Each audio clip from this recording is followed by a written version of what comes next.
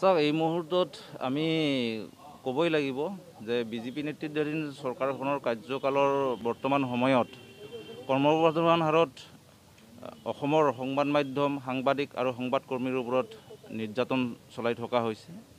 বিভিন্ন প্ৰকাৰে সাংবাদিকসকলক ওপৰত অত্যাচাৰ নমাই অনা হৈছে আৰু চৰকাৰখনে বিভিন্ন সময়ত সাংবাদিকৰ সুৰক্ষাৰ কথা কৈ আহিছে যদিও আমি এই মুহূৰ্তত অনুভৱ কৰিছোঁ যে অসমৰ সংবাদ মাধ্যম, সাংবাদিক আৰু সংবাদকৰ্মীসকল কোনো কাৰণতে কোনো পধ্যেই সুৰক্ষিত নহয়।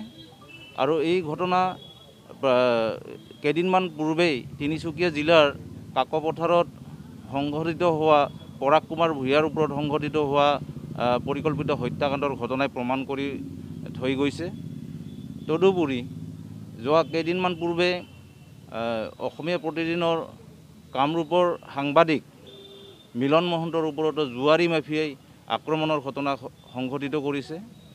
এইবোৰ ঘটনা সংঘটিত হোৱাৰ পিছতো অসমৰ ৰাজ্য চৰকাৰখনে অপৰাধী চক্ৰক দুৰ্বৃত্তক কৰায়ত্ব কৰাৰ ক্ষেত্ৰত এই মুহূৰ্তলৈকে সফল হ'ব পৰা নাই। তেওঁলোকে দুৰ্বৃত্তসকলক কৰায়ত্ব কৰিব পৰা নাই আৰু চৰকাৰৰ এনে স্থিতিয়ে প্ৰমাণ কৰিছে যে অসমৰ সাংবাদিক সংবাদকৰ্মীসকলৰ সুৰক্ষাৰ ক্ষেত্ৰত ৰাজ্য চৰকাৰখনৰ কোনোপধ্যেই তেওঁলোকৰ সদিচ্ছা নাই।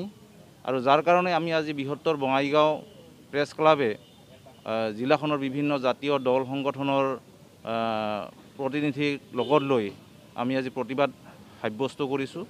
প্ৰতিবাদী অৱস্থান কাৰ্যসূচী আমি জিলা উপায়ুক্তৰ সন্মুখত আমি ৰূপায়ণ কৰিবলৈ লৈছোঁ। আমি আজিৰ এই কাৰ্যসূচীৰ জৰিয়তে ৰাজ্য চৰকাৰখনৰ আমি আহ্বান জনাম যে অসমৰ সংবাদকৰ্মী, সাংবাদিক আৰু সংবাদ সেৱাৰ লগত জড়িত সকলো পক্ষৰে নিৰাপত্তা সুনিশ্চিত কৰক। তেওঁলোকক গণতন্ত্ৰৰ চতুস্তম্ভৰ মৰ্যাদা ৰক্ষাৰ কাৰণে ৰাজ্য চৰকাৰখনে ব্যৱস্থা গ্ৰহণ কৰক।